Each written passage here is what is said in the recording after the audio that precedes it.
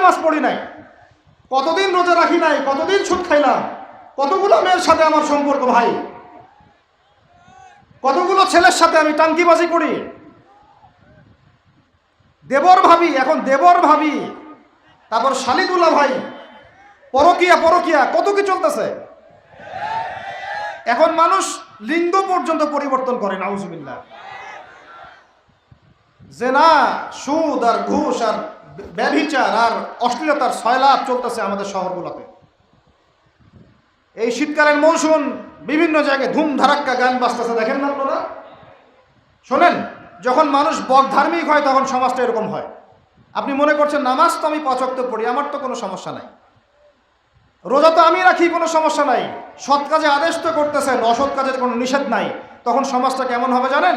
সমাজটা হবে এমন, মসজিদে নামাজও হবে, পাশে পিকনিকের এরকম ঢোল তবলা বাজবে। কারণ সৎ কাজে আদেশ তো আপনি করছেন, অসৎ কাজে নিষেধ নাই। সমাজ পরিবর্তন হবে তখনই যখন সৎ কাজের আদেশের সাথে সাথে বলেন অসৎ কাজে নিষেধও থাকবে। অমুসলিমরা কি করে করুক ওইটা দেখার দায়িত্ব আমাদের না। মুসলমানের সন্তানরা যেন কখনো এরকম ঢাক ঢোল না পিটায়, সারা রাত জেগে এগুলা করবা, মানুষের ঘুম নষ্ট, হার্টের পেশেন্ট আছে, এইটা আছে ওইটা আছে। সামাজিক প্রতিবাদ করবেন, একদম সামাজিকভাবে প্রতিবাদ করবেন। এগুলো বন্ধ না করতে পারলে আমাদের সমাজের নূর নষ্ট হয়ে যাবে। এখন যে কথাটায় আসেন, এই 60-70 বছরে কত পাপ করেছে হিসাব নাই। এই পাপগুলো লিস্ট করেন, দেখেন চোখ দিয়ে পানি ঝরতে থাকবে। আমার কথায় নারাজ হচ্ছেন? এই পাপগুলো লিস্ট করেন, চোখ দিয়ে পানি ঝরবে, আল্লাহ আমাদেরকে মাফ করে দেন। সবাই বলি আমিন। কত কবিরা গুনাহ হয়েছে, কত সগীরা। তবে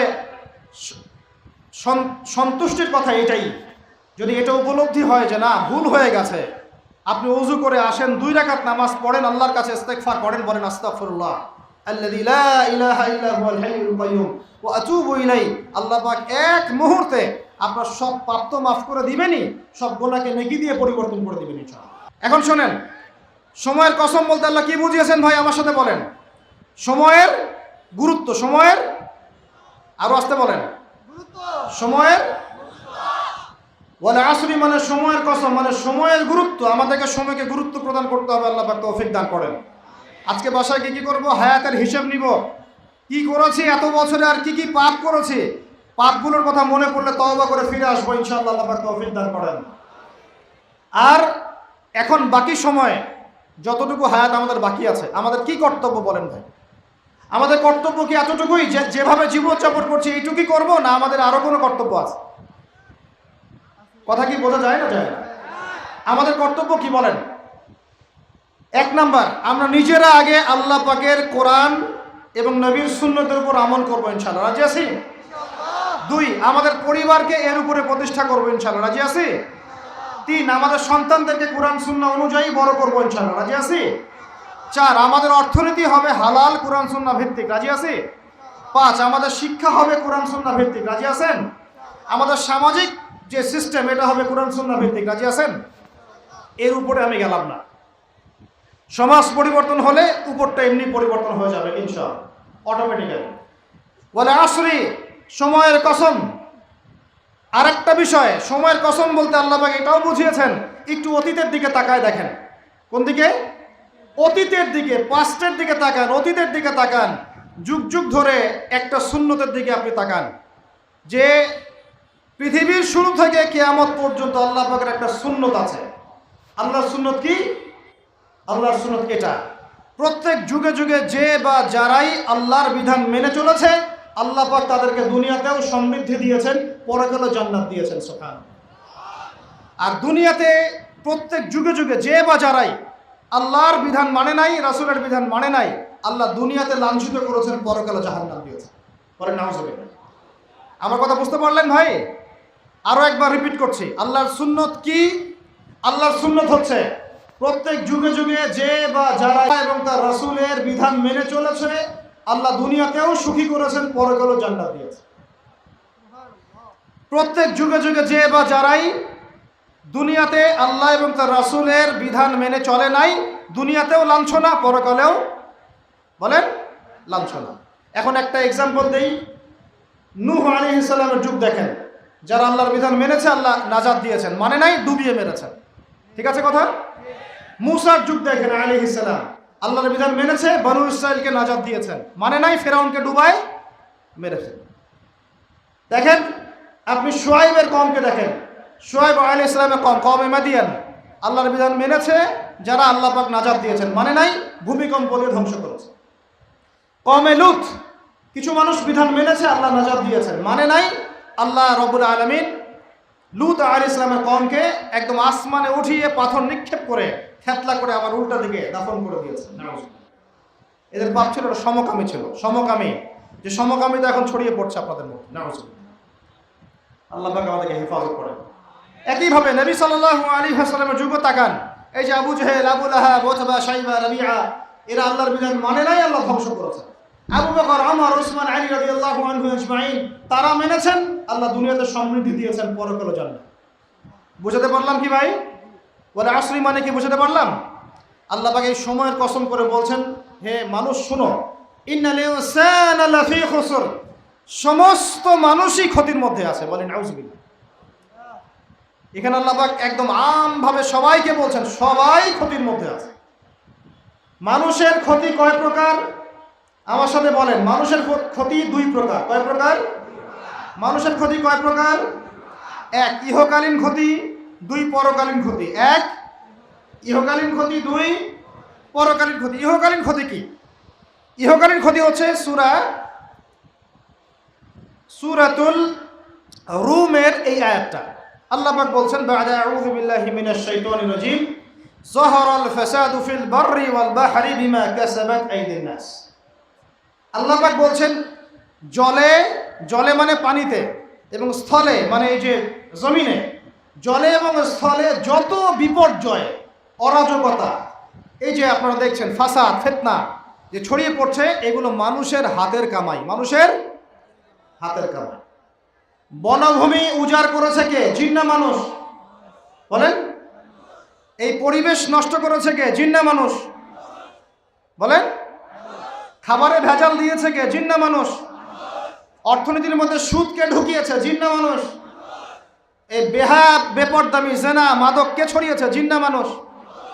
নামাজ কালাম ছেড়ে দিয়ে পাবজি, ফ্রি ফায়ার নিয়ে কে পড়ে আছে? জিন না মানুষ?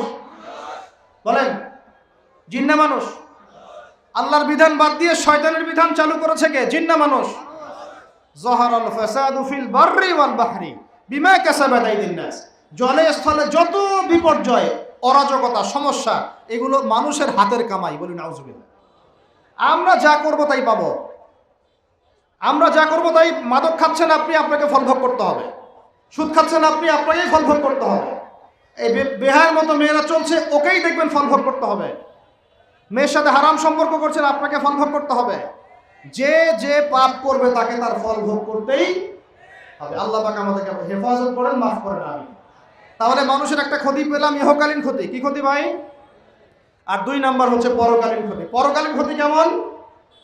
এবার বোঝেন। এই যে আমরা নিশ্চিন্তে ঘুমাই, সারা জীবন 30, 40, 50 বছর নিশ্চিন্তে কাটাচ্ছি, কোনো ফিকির নাই, নিজের পরিবারের, সমাজের, রাষ্ট্রের, উম্মার কোনো ফিকির নাই, অথচ এই মানুষের সামনে অপেক্ষা করছে মৃত্যু। জি, আজকে থেকে 100 বছর পরে আমাদের মধ্যে কেউ থাকবে না পৃথিবীতে, এটাই সত্য। তারপরে আছে কবরের সওয়াল জবাব, তারপরে মিজান, এই ফুলসিরাত, পুনরুত্থান, জান্নাত, জাহান্নাম, এগুলো আমাদের সামনে অপেক্ষা করছে। আর সেই মানুষ নিশ্চিন্তে বসে বসে মেয়ের সাথে টাঙ্গি মারে। সেই মানুষ বাইক নিয়ে একটা মেয়েকে নিয়ে ঘুরছে। সেই মেয়ে একটা ছেলের সাথে চটপটি ফুচকা খায়। সেই লোক আল্লাহর বিধানকে সরাই দিয়ে শয়তানের বিধান চালু করা শুরু করল। সেই ব্যক্তি সুদ খাচ্ছে। সেই ব্যক্তি ট্রান্সজেন্ডার এই মতবাদ প্রমোট করতেছে। হ্যাঁ, সেই ব্যক্তি শিক্ষার মধ্যে ইসলাম বিদ্বেষী বিষয় ঢুকাই দিল। অথচ এই মানুষের সামনে পরকাল অপেক্ষা করছে। একদম টেনে হিস্ট্রি আল্লাহ পাক সামনে নিয়ে দাঁড় করাবেন, দাঁড় করে জিজ্ঞাসা করবেন। তাহলে আমরা কত অপদার্থ, কত বোকা, আমরা কি বুঝতে পারছি ভাই? একটু বুঝতে পারছেন কি? আল্লাহ পাক সূরা আহজাবে এটাও কিন্তু বলেছেন যে ইন্নাল ইনসানা যালুমান জাহুলা। এর আগে আল্লাহ বলছেন ওয়ালাকাদ আরাদনা, আয়াতটা কি ভাই?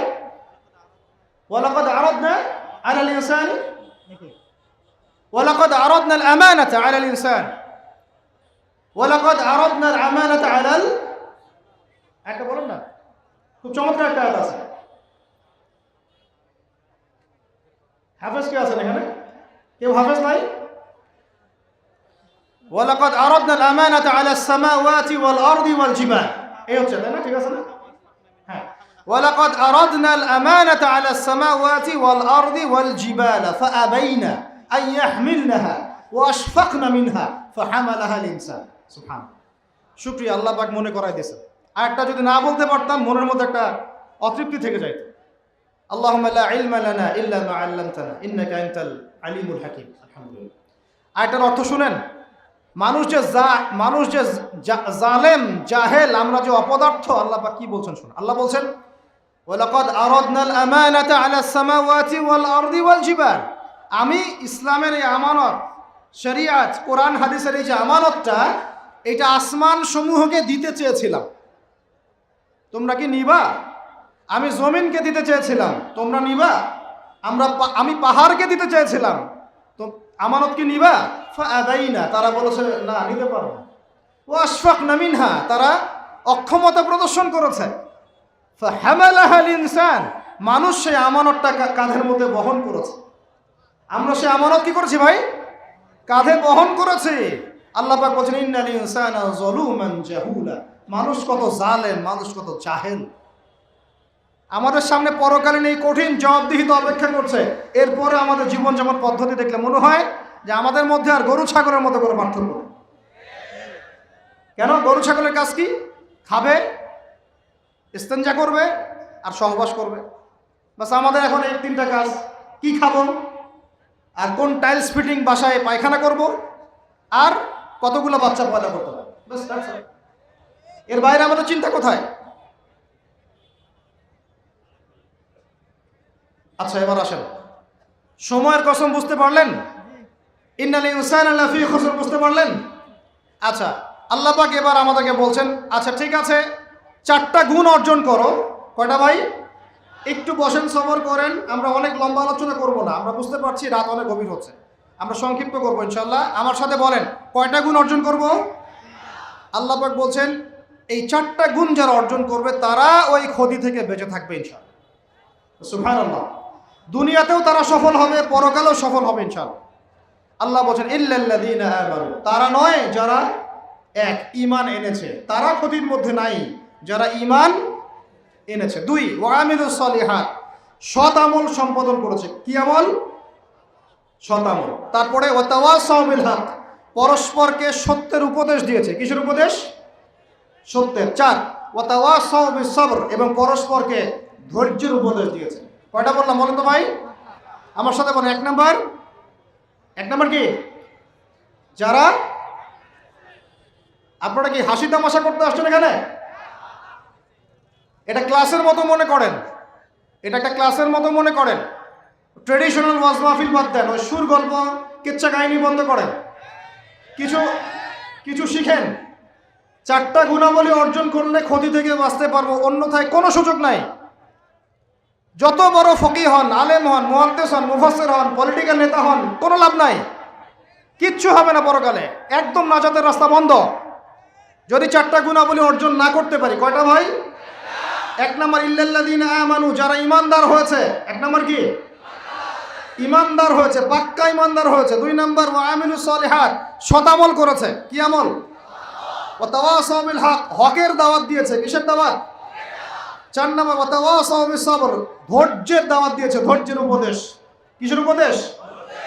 এটা কি শুধু একজন ব্যক্তির উপরে বর্তাবে না সবার উপর দায়িত্ব? এই সূরায় কি শুধু আলেমদেরকে উদ্দেশ্য করা হচ্ছে? শুধু মুফাসসিরদেরকে, শুধু মুহাদ্দিসদেরকে, শুধু বক্তাদেরকে, নাকি সবাইকে? এই সবাই মিলে যখন এই 4টা গুণাবলী অর্জন করবেন, দেখবেন ইনশাআল্লাহ দুনিয়াতেও বিজয় আমাদের, পরকালে আমাদের ইনশাআল্লাহ। এবার একটু ব্যাখ্যা করে, সংক্ষিপ্ত করে। ঈমান মানে কি? ঈমান অর্থ কি? বিশ্বাস। ঈমানের পিলার কয়টা? ঈমানের স্তম্ভ পিলার কয়টা? বলেন 6টা। কয়টা? আমার সাথে বলেন কয়টা? 1 নাম্বার আল্লাহ বিশ্বাস। কোথায় বিশ্বাস? এক আল্লাহ বিশ্বাস, আল্লাহ ছাড়া কোনো মাবুদ নাই। এবং আল্লাহর তাওহীদে বিশ্বাস, শিরক থেকে দূরে থাকা। 2, আল্লাহ পাকের মালায়েকা ফেরেশতা মণ্ডলীতে বিশ্বাস। ফেরেশতায় বিশ্বাস করি তো ইনশাআল্লাহ? এই জায়গাটাতে ফেরেশতারা আছেন, বিশ্বাস করেন? আমাদের 2 কাঁধে ফেরেশতা আছেন, বিশ্বাস করেন? আপনি যখন আয়াতুল কুরসি পড়ে ঘুমান তখন একজন ফেরেশতা আপনাকে পাহারা দেন, বিশ্বাস করেন? সুবহানাল্লাহ, সুবহানাল্লাহ। এরকম অগণিত অসংখ্য ফেরেশতা আছে আল্লাহ পাকের। কতগুলা? এই আরশে আজিম, এই আমরা বলি আরশে আজিম, নিচে একটা জায়গা আছে সপ্তম আসমানের উপরে, তার নাম হলো বাইতুল মামুর। কি নাম? বাইতুল। ওটা হচ্ছে একটা ফেরেশতাদের তাওয়াফ করার জায়গা। আমরা যেমন কাবা ঘরে তাওয়াফ করি না? করি না? কারা কারা করেছেন হাত তোলেন? মাশাআল্লাহ, মাশাআল্লাহ। আল্লাহ পাক আরো বেশি করার তৌফিক দান করেন। আর যারা করে নাই তাদেরকেও তৌফিক দান করেন। আল্লাহ পাক সবাইকে হজ করার তৌফিক দান করেন। শোনেন, তবে একটা কথা বলে রাখি, ওই হজ ওমরা সফরে গিয়ে, প্রসঙ্গ অন্যদিকে চলে যাচ্ছে ওই জন্য বলতে যাচ্ছি না লম্বা করে, হজ ওমরা সফরে গিয়ে এই মোবাইল ফোনগুলো নিয়ে যাবেন না। এই বাটন ফোন নিয়ে যাবেন। এই মোবাইল ফোন হজ ওমরা সফরে নষ্ট করে ফেলেছে। এই হজ ওমরা সফরে আমরা দেখে আসলাম যে মোবাইল ফোনের কারণে মানুষ ইবাদতের যে নূর নষ্ট করে ফেলেছে। ওখানে গিয়ে সেলফি, শোডাউন, এইটা ওইটা। আল্লাহ মাফ করেন আমাদের। আর সুবহানাল্লাহ, মানুষ এখন হারাম এলাকাতেও দেখি সিগারেট খায় বসে বসে। হ্যাঁ, হারামের বাইরে, মসজিদ নববীর বাইরে আমি তো দেখেছি এক মহিলাকেও সিগারেট খাইতে। মানুষের সাইকোলজি এমন হয়ে গেছে এখন যে নববী, হারাম, এগুলোর পাশে বসে মানুষ সিগারেট খাচ্ছে, স্মোক। আপনারা যারা সফরে গিয়েছেন বা যাবেন ভবিষ্যতে, এই ফোন আর এই জিনিসগুলো আপনারা কখনো, খবরদার, এগুলো কখনো করতে যাবেন না। সিগারেট তো এমনিতেই খাবেন না, বলছি মোবাইল ফোনও নিয়ে যাবেন না, এই স্মার্টফোনটা নিয়ে যাবেন না। যে ফোনটাতে বাটন কথা বলা যায় এতটুকু নিয়ে যাবেন। যদি নিয়ে যেতেই হয় এটাকে হোটেলে বা কোথাও রেখে আসবেন, ইবাদতের মধ্যে এটা নিয়ে যাবেন। যাই হোক, ওইদিকে যাচ্ছি না, ওইটা অন্য প্রসঙ্গ। যেটা বলতে চাচ্ছিলাম যে আল্লাহ পাকের অগণিত ফেরেশতা আছেন। এই ফেরেশতাদের তাওয়াফের জন্যে আল্লাহ পাক একটা ঘর বানিয়েছেন, তার নাম বাইতুল মামুর। কি নাম? তাই বাইতুল মামুরে যে ফেরেশতা একবার তাওয়াফ করে, কয়বার ভাই? সে আর কিয়ামত পর্যন্ত তাওয়াফের সুযোগ পাবে না। বলেন সুবহানাল্লাহি ওয়া বিহামদিহি, সুবহানাল্লাহিল আযীম। তাহলে আপনি কি বুঝতে পারলেন আল্লাহর ফেরেশতার সংখ্যা কত? যে একবার তাওয়াফ করেছে সে কিয়ামত পর্যন্ত আর সুযোগ পাবে না। চিন্তা করা যায়। এখন ইমানের পিলার কয়টা বললাম ভাই? 1 নাম্বার কিসে বিশ্বাস? আল্লাহ বিশ্বাস করি তো নাকি? তা আল্লাহ বিশ্বাস করলে যুবকরা এখন আত্মহত্যা করে কেন? বলেন, আল্লাহ বিশ্বাস যদি করেন তাহলে রেজাল্ট খারাপ হলে আত্মহত্যা করেন কেন? আল্লাহ আপনার তাকদির লিখেন নাই?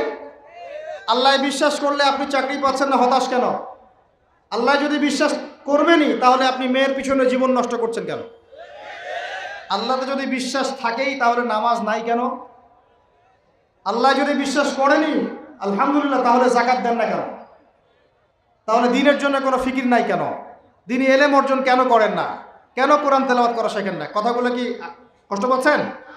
একটু পান। আমি দোয়া করি একটু যেন আপনি কষ্ট পান, এবং এই কষ্টটা যেন আপনাকে আল্লাহর দিকে নিয়ে আসে। এই কষ্টটাই যেন আপনাকে আল্লাহর দিকে নিয়ে আসে। আল্লাহ তৌফিক দান করেন, আমিন। নবী সাল্লাল্লাহু আলাইহি ওয়াসাল্লাম বলেছেন, আমি মেরাজের রাতে যখন গিয়েছি তখন এক শ্রেণীর মানুষকে দেখেছি, ওদেরকে শাস্তি দেওয়া হচ্ছে। কি শাস্তি? জাহান্নামীদের রক্ত এবং পুঁজ ওদেরকে খেতে দেওয়া হচ্ছে। জিবরাইল আলাইহিস সালামকে জিজ্ঞাসা করা হলো যে এরা কারা? তিনি বললেন, এরা আপনার উম্মতের সেই সব ব্যক্তি যারা মাদকদ্রব্য সেবন করত। আল্লাহ রাব্বুল আলামিন তার হাবিবের মাধ্যমে জানিয়েছেন, যখন কোনো মুসলিম মাদক সেবন করে বা কোনো ব্যক্তি মাদক সেবন করে তখন 40 দিন তার নামাজ কবুল হয় না। এরপর যদি সে তওবা করে তাহলে আল্লাহ পাক তার তওবা কবুল করবেন ইনশাআল্লাহ। যদি সে আবারও মাদক খায় তওবা করার পর, আবার 40 দিন তার নামাজ কবুল হবে না। যদি সে আবার তওবা করে আল্লাহ পাক আবার তাকে মাফ করে দিবেন।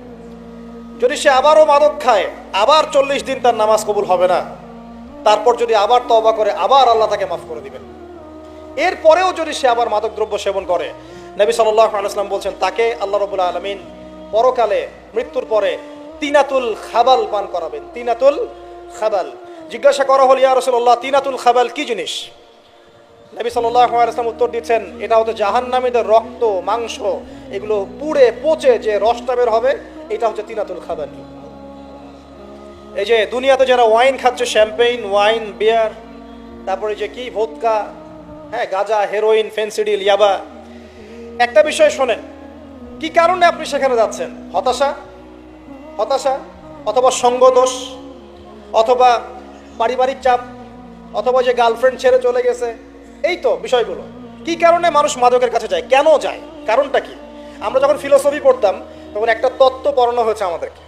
তত্ত্বটার নাম হচ্ছে কার্যকারণ তত্ত্ব, মানে প্রত্যেকটা কাজের পিছনে একটা কারণ থাকে, ঠিক আছে? এই যে মুসলিমরা নামাজ পড়ে কেন? আল্লাহর জন্য। মুসলিমরা জাকাত দিবে কেন? আল্লাহকে সন্তুষ্ট করার জন্য। মুসলিমরা প্রতিটা কাজ কেন করে? পরকালের স্বার্থে। পরকালের স্বার্থ নাই, আমি নাই। যে কাজে পরকালের স্বার্থ নাই সে কাজে মুসলিমরা নাই। তাই প্রতিটা কাজের পিছনে একটা কারণ থাকে। দেখবেন কেন সে সুদ খাচ্ছে? তার পরিবারের স্বার্থে। কেন সে ঘুষ নিল? তার ছেলে মেয়ের উন্নয়নের জন্য। কেন সে দুর্নীতি করছে? বিকজ সম্পত্তি অর্জন করে সে তার ভবিষ্যৎ প্রজন্মকে সিকিউর করতে চায়। কেন সে মাদক খেলো? ওই যে গার্লফ্রেন্ড ছেড়ে চলে গেছে তাই। কেন মাদক খেলো? ওই যে এক বন্ধু মাদক খায়, সে ডাকছে, আয় একটা টান দে, সঙ্গদোষ। কেন সে মাদক খেলো? পরিবারের চাপ, হতাশা। কেন মাদক খাচ্ছে? চাকরি পায় না, বেকার, মাদক খাচ্ছে। মানে মেন্টাল চাপগুলো নিতে পারছে না, সে মাদক খাচ্ছে। সবচেয়ে বেশি মানসিক চাপ কাদের উপর আসে জানেন? 1 নম্বর নবীগণের উপরে, 2 নম্বর আল্লাহর সৎ বান্দাদের উপরে, তারপর যার ঈমান যত উঁচু তার উপর মানসিক চাপ তত বেশি আসে। এখন যদি মানসিক চাপের সলিউশন মাদকই হবে, তাহলে তো আমাদেরই মাদক খাওয়া দরকার ছিল, নাউযুবিল্লাহ। কারণ আমরা যে পরিমাণ মানসিক চাপ ফেস করি এটা চিন্তাই করতে পারবেন না। যে যত বড় দায়িত্বশীল, যারা পলিটিশিয়ান, ওদেরকে জিজ্ঞাসা করবে তারা কি পরিমাণ মানসিক চাপ নিয়ে ঘোরে। আপনার কাছে মনে হচ্ছে যে একটা ক্ষমতা পেয়েছেন, খুব মানে উনি অনেক বড় ক্ষমতাধর, উনি অনেক ভালো আছেন, উনি মোটেই ভালো নাই। ওনাকে জিজ্ঞাসা করেন, উনি মোটেই ভালো নাই। এই মানুষের যে পেরেশানি, যে চাপ, এগুলো নিতে নিতে তার স্ট্রোক হয়ে যাচ্ছে, হার্ট স্ট্রোক হচ্ছে, ডায়াবেটিস হচ্ছে, হাই ব্লাড প্রেশার, ইসিজি করো, দেখবেন। এ কারণে মানসিক চাপটা রিলিজ করতে হবে, তাই তো? এই মানসিক চাপ রিলিজ করতে গেলে মাদকই সলিউশন নয়। সলিউশনটা কি? এই যে আমার হাতে এখানে আছে একটা কোরআন। মানসিক চাপ থেকে আপনাকে মুক্তি দিবে আল কোরআনুল কারীম, আর কিচ্ছু না। আরেকটা বিষয় কোরআনের সাথে, সেটা হলো প্রথমে বলেছি 5 ওয়াক্ত নামাজ। আপনি ওযু করে সুন্দর করে 5 ওয়াক্ত নামাজ জামাতে পড়বেন, ডেইলি 1 ঘন্টা করে কোরআন তেলাওয়াত করবেন, সময় পেলে একটু হাদিস পড়বেন, 2-4 টাকা দান সদকা করবেন, ভালো কাজের সাথে থাকবেন, অন্যায় কাজে যাবেন না, ইসলামকে এগিয়ে নেওয়ার জন্য আমর বিল মারুফ নাহি আনিল মুনকারের কাজ করবেন। আপনার চেয়ে সুখী কোনো মানুষ পৃথিবীতে নাই। ওই সুখ যদি ওই যে বুশরা জানতে পারতো না, তাহলে আপনার কলিজার মধ্যে পারমাণবিক বোম মেরে দিতে হবে। কথা বুঝতে পারেন নাই? পশ্চিমারা যদি জানতে পারতো যে মুসলিমরা কত শান্তিতে থাকে এসব কাজ করার পরে, তাহলে আমাদের অন্তরের মধ্যে পারমাণবিক বোম মেরে ধ্বংস করে ফেলত। ওরা তো আমাদের সুখ দেখতে পারে না, পারে? প্রকৃতপক্ষে এরা বিশ্বের কোনো ধার্মিক মানুষের সুখই দেখতে পারে না। এরা শুধু মুসলিমদের শত্রু নয়, বরং ধর্মের শত্রু। যারাই ধর্মকে বুকে আগলে রেখে পালন করতে চায়, হোক সে সনাতন ধর্ম বা আমাদের হিন্দু ভাইরা বা খ্রিস্টানিজম বা বুদ্ধিজম, হ্যাঁ, বা মুসলিম আমরা যারা আছি, যারা ধর্মতাত্ত্বিক চিন্তা করে এবং প্রত্যেকেই যদি যার যার ধর্ম ঠিকঠাক মতো পালন করে, সমাজে কিন্তু ফিতনা থাকার কথা নয়। কারণ প্রত্যেকটা ধর্মের মধ্যেই ভালো কাজের কথাই কিন্তু বলা হচ্ছে। আজকে শিরিক করছে অনেক ক্ষেত্রেই। দেখবেন হাতে একটা এই যে বালা পরে আছে, খুলে না। কেন খুলেন না ভাই? বলে যে এটা খুললে যদি রোগ হয়। রোগ দেওয়ার মালিক কে? ওই বালা না আল্লাহ? এই যে আপনার বিশ্বাস জন্মে নিয়েছে, এই যে বিশ্বাসটা জন্মিয়েছে আপনার হাতের উপরে, এই বালার উপরে, এটাই শিরক, এটাই শিরক।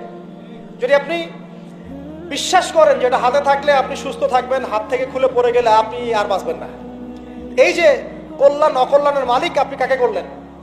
ওই বালাকে করেছেন, আল্লাহকে করেন নাই। এখানে শিরক হয়ে গেছে, খুবই সূক্ষ্ম শিরক। আপনি নামাজ পড়ছেন মনে করেন, এখন কিছু মানুষ আসলো, এখন দেখছেন যে হুজুর তো আমার নামাজ দেখছে, নামাজটা খুব সুন্দর করে পড়ার চেষ্টা করলেন, লম্বা নামাজ, সেজদায় গিয়ে আর উঠছেন না, খুব সুন্দর নামাজ পড়ছেন। এই যে মানুষকে দেখানোর জন্য নামাজটা পড়ছেন, এটা শিরক। এটা কি? এটাও শিরক।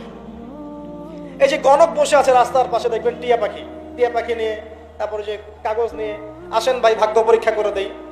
আরে ভাই, তুমি যদি মানুষের ভাগ্যই পরীক্ষা করতে পারবা, তো তুমি রাস্তার পাশে কেন?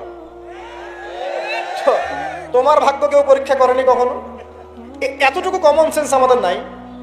ও যদি আমার ভালো মন্দ করতে পারে বা ভবিষ্যৎ বলতে পারে, তাহলে ও রাস্তার পাশে বসে আছে কিছু। ওর তো প্রাইম মিনিস্টার হওয়ার কথা, এখন ওর তো ইলেকশন করার কথা। তো দেখেন, এই যে ওখানে গিয়ে আমরা কি করি, ভাই আমার হাতটা দেখে দেন, ভাই আমার অতীত বলে দেন, ভবিষ্যৎ বলে দেন, এবং এগুলো দিন দিন বাড়ছে। কিন্তু এর রাশিফল, কবিরাজি, গণকি, এগুলো দিন দিন বাড়ছে। এবং আমি লক্ষ্য করছি দিন দিন আরেকটা জিনিসও বাড়ছে, সেটা হলো জাদুবিদ্যার চর্চা করা। এবং গ্রামে গঞ্জে কুফুরি বাড়ছে না? কুফুরি করা, তাবিজ করা, বিচ্ছেদ করা, স্বামী স্ত্রীর বিচ্ছেদ করা, মেয়েকে বশ করা, সন্তানকে বশ করা বাড়ছে না? সবই শিরক, এগুলো সবই কুফুরি। এগুলো মুসলিমরা করছে না। মুসলিমরা এসব শিরকে লিপ্ত আছে বলেই তো অন্তর কঠিন হয়ে গেছে। ফাকাসাত কুলুবুহুম, তাদের অন্তর কঠিন হয়ে গেছে। তো একটা হাদিস বলে এখানে খালি, নবী সাল্লাল্লাহু আলাইহি ওয়াসাল্লাম বলছেন, যদি কেউ কোনো গণকের কাছে যায়, গিয়ে বলে দেখেন তো আমার হাতটা একটু, ও কিন্তু বিশ্বাস করে না যে এ ভবিষ্যৎ বলতে পারে, খালি এমনি বলেছে একটু দেখেন তো, বলার সাথে সাথেই 40 দিনের নামাজ কবুল হবে না। আর যদি তার বলা